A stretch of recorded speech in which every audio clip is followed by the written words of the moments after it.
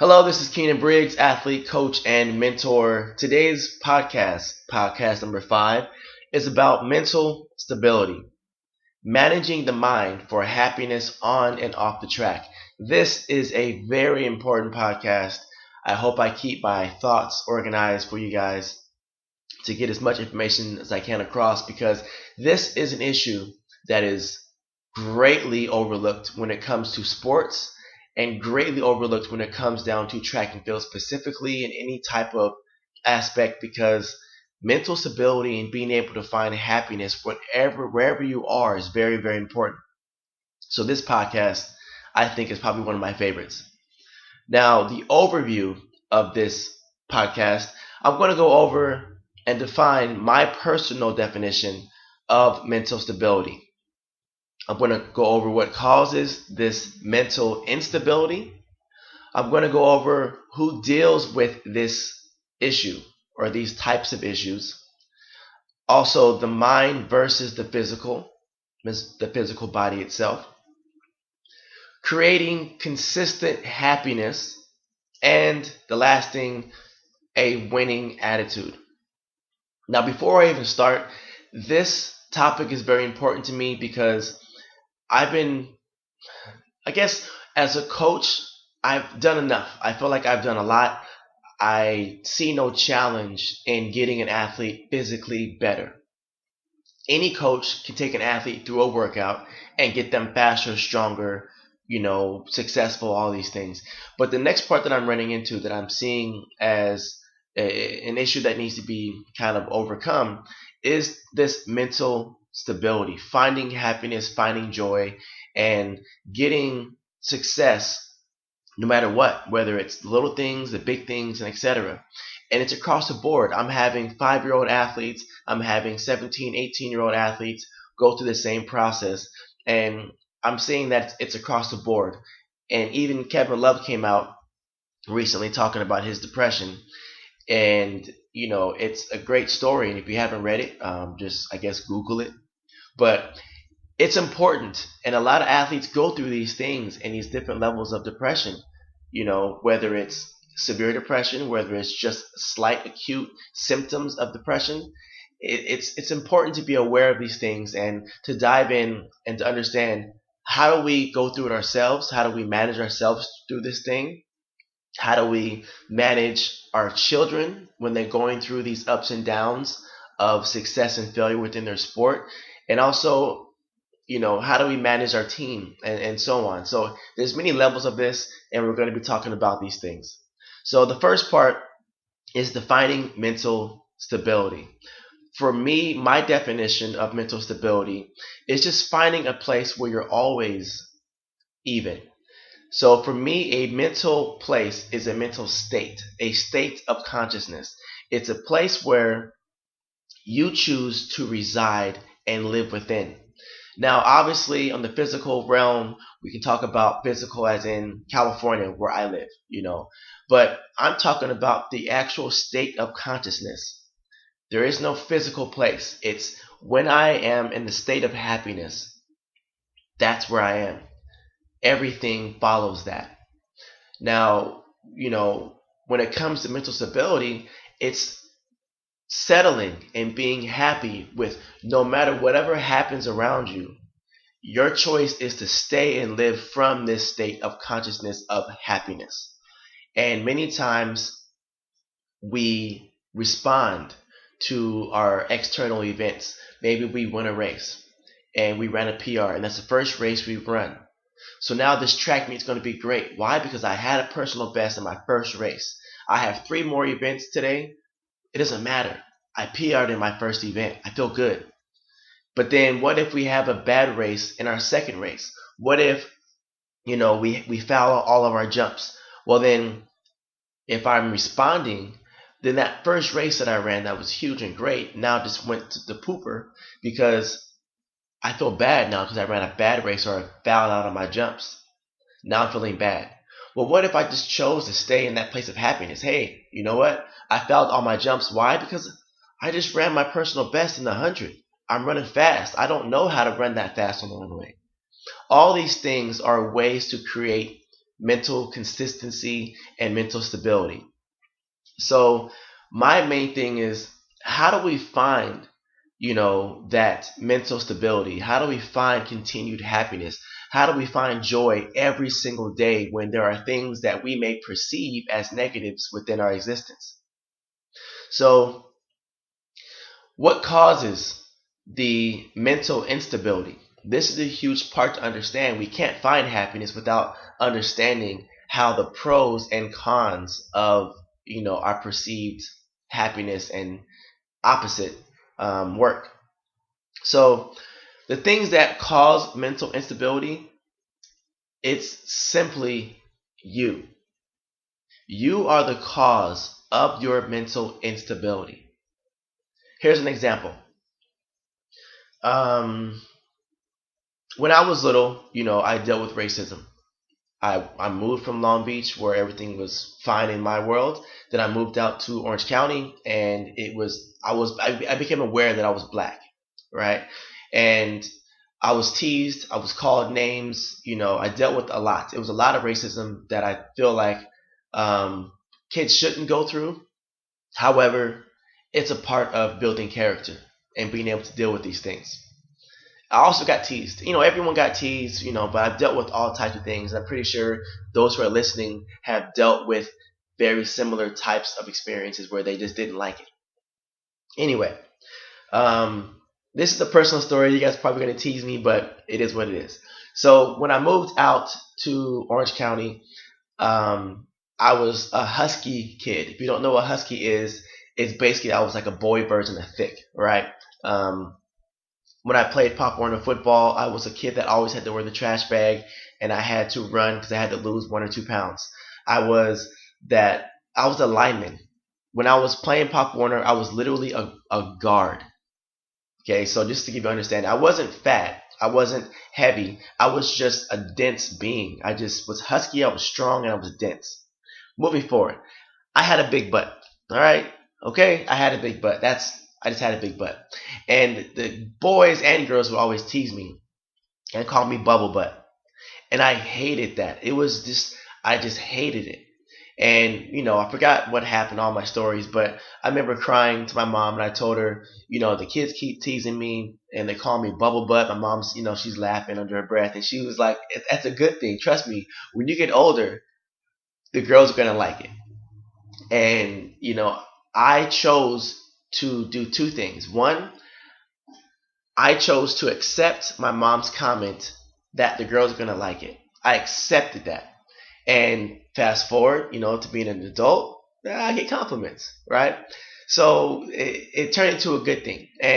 But when I chose to make that initial first decision that it's not a bad thing, it's not, then I didn't respond to those kids in the physical when they called me bubble butt. I just said, okay. Then literally a week later, all the teasing went away. Why? Because they didn't get that rise out of me. So the second point that I pretty much already displayed was I made the choice to not receive this information as a negative.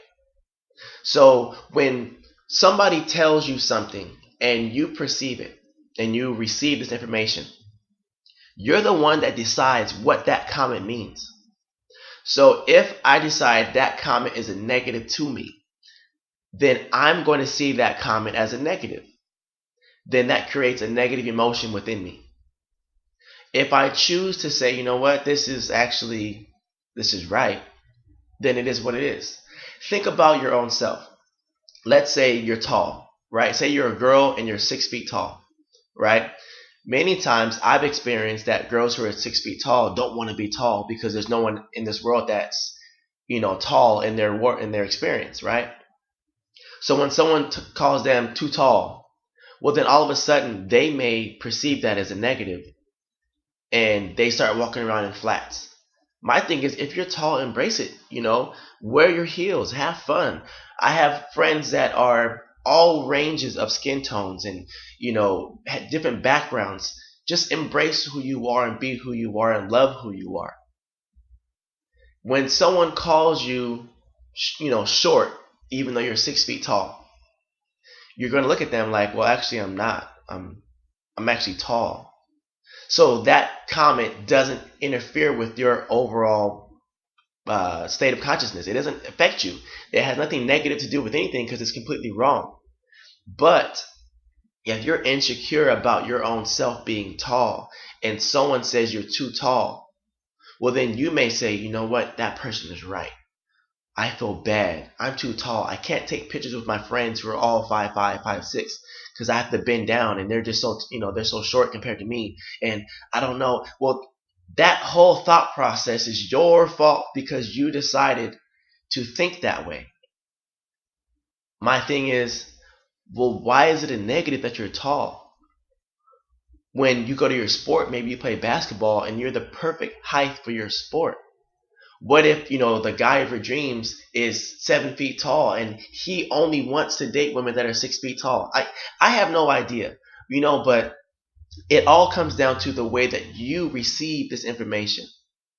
So you are the start of this issue, whether it's good or bad.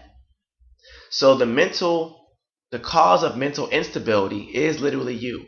If you put this same context into sports, whenever I would run hurdles when I was a freshman and sophomore, I was on varsity. I would always analyze an athlete by watching them do their hurdle drills. I'd watch a kid do the hurdles and let's say they stuttered, they jumped over it. I was like, I got him. He's done. Like, I got this. I was confident. I walk around with this bravado, my chest out, all that stuff. I had a little swag in my walk. But then the second I saw a person that would warm up and they would have a quick snappy trail leg and that thing is down and they're moving, I would be like, all right, now it's time to compete. But why did I have to analyze them? What was the value of it? There were some times where I would know an athlete was fast and their time was better than mine, then I wouldn't like them.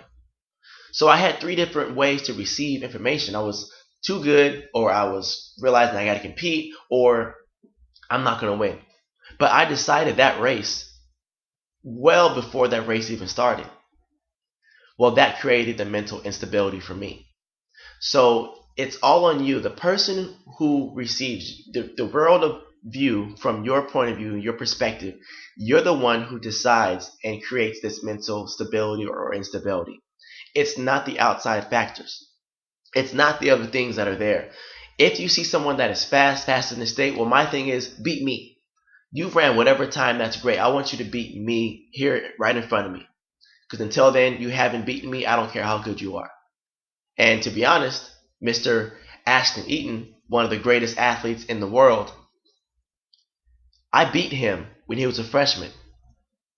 I ran at Oregon. I beat him at his own house.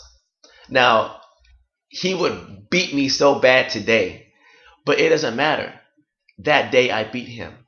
I didn't even know who he was. I'm just looking back in time and realizing, hey, I ran against him. But, at the end of the day, even one more example, in college at Cal State LA, being in LA, there's a lot of world-class athletes that run these meets. And I ran against Alan Johnson and, a couple other guys. And they were in lanes next to me. And I was like, man, you've ran world record times. But I'm like, but you never beat me. Man, to be honest, if I want to go on a tangent, I beat Willie Banks. When I was a sophomore at OCC, I literally beat Willie Banks. Now, if I would have walked in like, oh my gosh, this is Willie Banks. This guy's jumped 59 plus feet. I would have been like, so what? But I was like, you know what? I don't care. He's like 40. I was, 19 years old. I was like, he's 40. I'm about to beat him. Watch this. And I did. But again, that was my perception. All right, moving forward.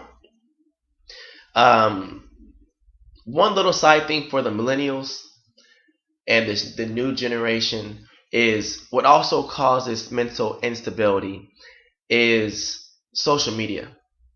For myself, I didn't grow up with social media in my hand.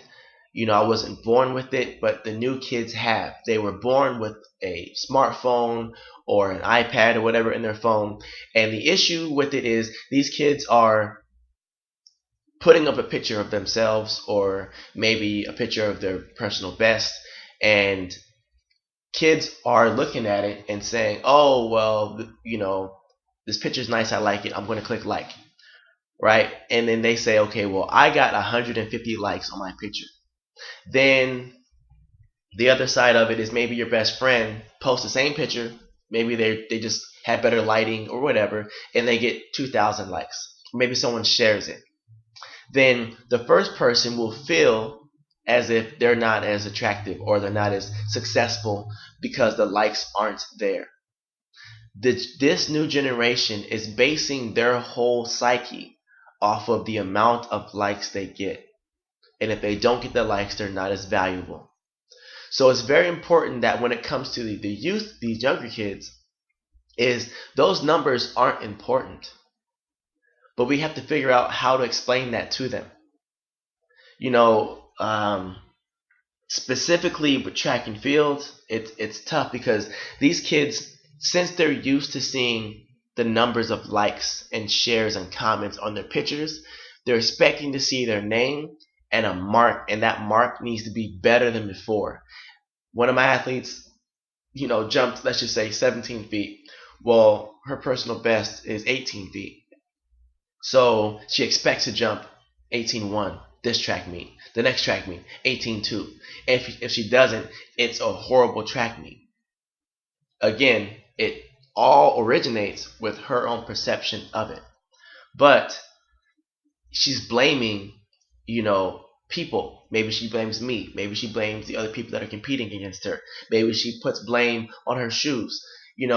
All these things essentially become excuses, but it comes down to each week we write goals, and the goals we write for ourselves are very specific, whether they're marks or certain things we're working on. If it's work on technique and we happen to fall short of that goal of jumping 18 feet 1, but we met the goals of our learning technique, being aggressive, following through the board, all those things, then we can check off those boxes. And we realize we have more checks than non-checks. So that's always a good thing. Being specific on writing tangible and non-tangible, if that's a word, things are very important to make sure that you're staying consistent, to be celebrating something. All right. So now, who deals with mental instability? Every single person that has ever walked this earth, right? I really don't think animals deal with these things. I think it's anyone that is within a society. Now, I went to New York, New Balance indoors this past weekend, and again, same type of wake-up call. My athletes went into a hostile environment. Some of them were prepared, some of them weren't. It's okay. I put some of them in that environment because I need them to understand that there's a different range of expectations for every single person. There's the beginning group who was the emerging elite. There's the championship group. There's athletes breaking, junior class and whatever class records. Athletes who are just there to be there. All these things. But the expectation of the meet was, if you're at nationals, you need to be nationally good. Which again, it's tough to be nationally good. There are a lot of people in this nation, right? But every single person deals with this instability, whether you're an athlete or not. And it's very important that you understand the basics and seek help when it comes to the professional realm. Seek help professionally if you're having some type of struggle. Because I feel like this new generation is dealing with bullying. They're dealing with cyber bullies. They're dealing with people talking about them. And it's not really about, how do I say it? All of this bullying, it's easier because we can talk to someone today, right now, and not be in front of their face and say whatever we got to say, and that person's never going to know who we are. I can make a comment right now on social media, talk trash about how someone looks, and then delete that account that I had, and it's gone forever. Right? And so, but the funny thing is that these adults, kids, whoever feels like they're being bullied, they accept these words and phrases. But my thing is, you posted that picture with the insecurity already there. Then everyone is just following suit to what your belief system is. So, all these things come right back down to, it's not society that's causing the issue, it's the person that is deciding that whatever society says is consistent with what they think. If I lost you, I'm sorry, but I'll try to get you back. Now, there's a difference between the mind and the physical. Now, the mind and the physical are two different things. There was this funny video on social media where in an NBA game, there's a family, there's a mom and a daughter, I believe, sitting down looking at their cell phones, right?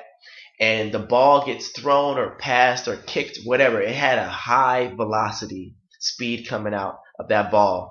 And the ball hits the older woman, maybe the mom, dead smack in the face. I mean, it's funny. It hits her in the face, right? I'm sorry if I'm laughing at you, mom, if it's you. Basically, the ball hits her right in the face. She has glasses on. Her face, swallows the ball for a second. Her head flies back. The glasses pop off. And the ball has to be about 5-6 feet away from her face. It's already hit her face and is gone. And she then reacts to the ball hitting her face. Now, what I'm trying to say is the mind hadn't recognized that the body had gone through any trauma yet. Now, of course, it's in slow motion, so it looks like it's taking days to happen. But before the brain can recognize something is wrong, the brain has to receive the information from the physical body. So what I'm trying to get at is the physical body is a response to what's happening. The brain is what actually dictates. So the brain has already set, whenever these 5 things happen, this means that I'm in pain. So then the body needs to respond this way. So if I consciously put my hand on a hot stove, right, there's going to be a delay. I'm going to touch the stove, then the senses in my hand realize I'm being burnt. The senses go through my body, tell my brain, hey, these things are happening, and then my brain responds to pulling my arm off that hot stove. But even before all that stuff, my brain already knew that it's a hot stove and what to do and so on. So what I'm trying to connect to, if without losing you if I already have, is think more. There's a reaction and there's a response. The difference between reaction and response are a reaction is a preset way of doing things. Right? Like if I throw a ball at your face, you're going to blink. You're going to move your hands, you're going to duck, you're going to dodge. You have no time to respond because response is a thought out cognitive notion. So if someone calls me a name and say, I've been called names all my life, I'm fed up with it, my natural reaction is to punch that person in the face. I might do that. Then I realize later on, well, I probably could have handled that differently. But what if someone calls me a name and I just don't know what to think yet? I don't know.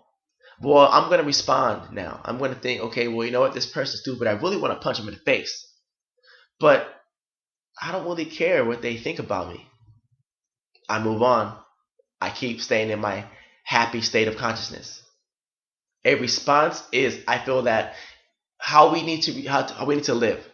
When it comes to sports, when it comes to all these things, we're going to have reactions. We're going to react to how they defend us. We're going to react to a person contesting our basketball shot. We're going to react to being off balance in our triple jump.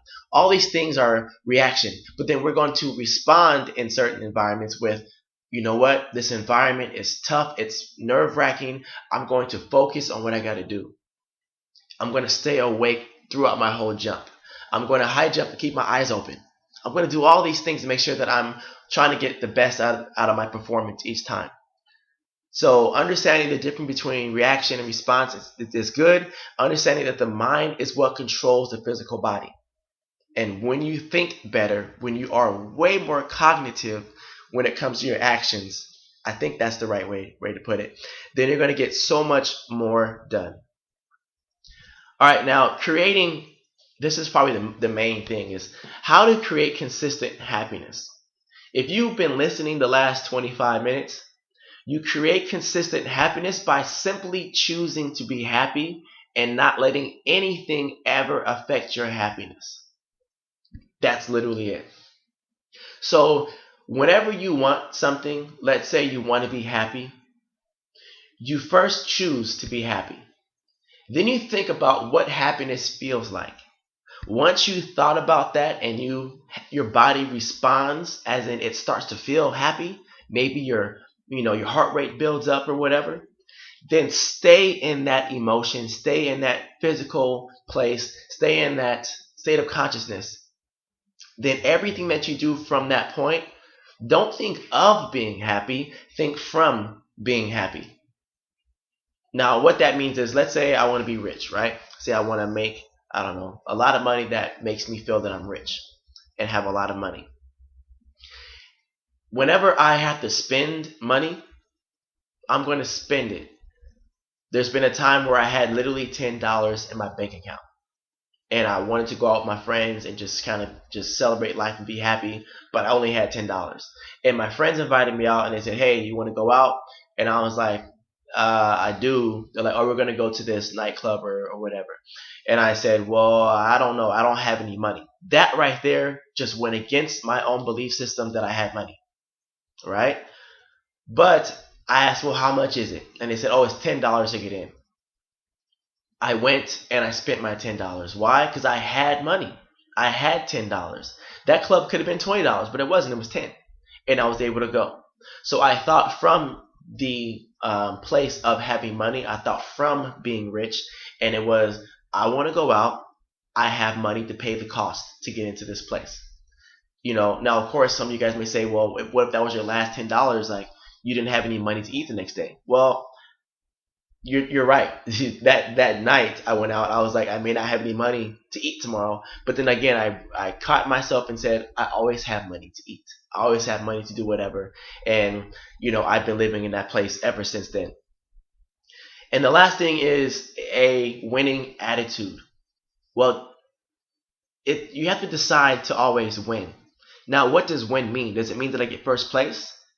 If that's how you feel, well, then only one person per event, per track meet, or one team can ever be winners. You figure out and define what winning is.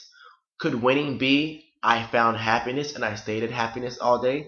Could winning be I tried my best? Could winning be I ran my race and didn't look at anyone else? Could winning be, I'm going to get straight A's? Could winning be I'm going to get up and give 100% effort every single day? Could winning be I'm going to go tell my friends every day how much I care for them? Could winning be, you know what, Mom, Dad, I love you. Thank you for being my parents, and telling them that every single day? That could be winning. Winning can be whatever you want it to be. So when it comes down to this mental stability, is stop looking around at other people. Snapchat is the worst. People are spending so many minutes, hours on Snapchat looking at other people live their life. The issue is that's not their life. It's a quick 5-10 seconds, of their life, and they're laughing and having fun. I've seen people go crazy for the snap one time. They're sitting down doing nothing on social media. Then they get their phone and they say, hey, look at me, guys. And all of a sudden, they have 5 friends behind them. They're having fun. They're smiling. That snap goes off, and then it's quiet. And they're back to being bored again. That's not real. It's not their reality. So in order to find a winning attitude is to simply choose to be happy. Choose to find happiness. Stop responding to all these things. Stop reacting to all these events. Start responding to the events that you see. There's a lot more to it. I want to go deeper, but I'm going to keep it on the surface level. But when it comes down to this situation, it's very important because I'm starting to see athletes get depressed. Now, this is the side note that I want to add in. I wanted to add in this piece, but I'll add it in now. When an athlete hits their top, as in, let's say LeBron James, MVP, champion, he did everything you can do, scoring, league title, this every single piece. And let's say the next year he gets injured, or let's say the next year he just doesn't do as well, right? Let's say he's top 5 instead of the number 1. The fact that he was number 1 and the best, it just messed every single thing up. Now, because he expects to have that same treatment, he expects to be the best all the time. But what if another player comes on his team that's now that person? Perfect example if you follow basketball. Dwayne Wade and LeBron James. When LeBron James came over to the Miami Heat back in the day, Dwayne Wade was no longer the face of the franchise. No longer. He was just the role player, right? And that was that whole debate. And so what if you were that person that was the face of the franchise, you're the best player on your team, you're the greatest player, all of a sudden someone transfers into your school and it's just better than you when it comes to marks. Maybe they're taller, maybe they're faster. Does that make you worse? You have to learn how to balance these things out, because you're only trying to be the best person that you can be. There is a reality that some people believe that there's always someone better than you. I say there's not. There's no one like you. Define better. What is better? Does better mean faster? Does better mean taller? Does better mean more points? Does better mean a better time or a better jump? It doesn't. Better simply means that it's just, an improvement. Well, can you improve yourself? Can you be better? If I can, then yes, I want to be the best person that I can be, not compare it to anyone else. A huge thing that I brought out of competing was I was used to always winning. Then I realized, man, like I'm not winning all the time. 2 years ago I competed and my goal was, I don't think I won the competitions. There was one meet where I jumped 46 feet in triple jump, another meet where I jumped 48, another one I jumped 44, and I was low-key embarrassed. I was like, man, I went to San Diego and jumped 45, but then 2 weeks later I jumped 48 feet. I didn't worry about the marks anymore. I didn't care. My thing was, am I having fun, and am I doing the things that I set out to do this season? I didn't have any expectations from the previous years. My expectation was to meet the standards and goals that I set for myself that specific track meet. I started having so much more fun, and I've never seen, in my personal experience, seen anyone ever have a personal best and have the greatest day in competition when they're having a bad attitude. If your attitude is bad, bad joins you. If your attitude is wonderful and happy, happiness joins you. So let's leave it at that. If you have any questions, any comments, or any stories that you want to, explain about how you dealt with this or how you suffer with this, reach out. Please let me know, and I will find any type of resource I can. Whether it's me giving you a pep talk, maybe it's me directing you to some people that can give you personal help or assistance. All these things, you got to find happiness if you don't have it, and stay there. Just be there in happiness. I have one last thing. I have twins on my team, and a lot of twins actually, but they always compete against each other. That's good. But you, as a coach, I also have to remind them that they're two different people. They just look the same. So they train differently. They do things differently. And we're approaching different things differently because of different people. But if they always expect to do the same thing all the time and be the same person, then that's always a challenge, because there's always going to be a person on paper that's better than the other. Then a person who's not as good is going to be kind of in the dark. All right? Especially in track. The person who wins gets a medal. If you don't win, you don't get a medal. Now all of a sudden you go home with nothing. Right? So, again, if you like what this is talking about, if you support it, click a like, depending on what social platform you're on. If you're listening to this on YouTube or SoundCloud, make sure that you please share it, comment below, subscribe. And for those who want to hear more or see more, make sure you download my app. The app information will be somewhere below or somewhere within this, or just visit KeinanBriggs.com where everything is. Again, if you are enjoying what I'm posting, what I'm sharing, if you find information that I'm giving helpful, please make sure you download the app and you donate. Donate whatever amount, whether it's $1, whether it's $10. That every single dollar amount helps because it helps me, I guess, stay motivated to continue doing these things, even though your comments are great. But just the financial backing helps with, I need a new camera. I literally do. Right now I have my cell phone as my camera and I have a gimbal. The problem is my phone dies and I can't use it. So either I need a new phone or I just need a new camera or whatever. But basically, there are things that I need, and financial assistance helps out a lot. All right. I will be doing a lot more things. I'm just finding what things make the most sense and also saves the most amount of time. For those who love my blog, sorry I haven't been vlogging as much. It just takes a lot of time, and I'm trying to. All right. But no excuses. That's it. Thanks for listening. Podcast number 5. I will see you guys next time.